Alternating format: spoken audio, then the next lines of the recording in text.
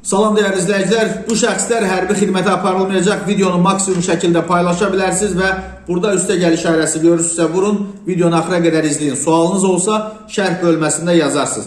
Hərbi ekspert ehtiyatda olan polkovnik Üzeyir Cəfərov bizim mediaya açıqlamasında bildirib ki, xəstəliklə bağlı hərbi xidmətdən yayınma hallarına rast gəlinir və bu xəstəliklərin müxtəlif xarakter daşıya biləcəyi qeyd olunub. Hansı xəstəliklər daxildir? Anadan gəlmə xəstəliklər, infeksiyon xəstəliklər, irsi xəstəliklər. Sözsüz ki, bu xəstəliyi olanlar hərbi xidmətə çağırılmır. Daha ətraflı desək, sinir və psixi sağlamlıq xəstəlikləri, reproduktiv orqan xəstəlikləri, həzm sistemi xəstəlikləri, mədə, bağırsaq və s.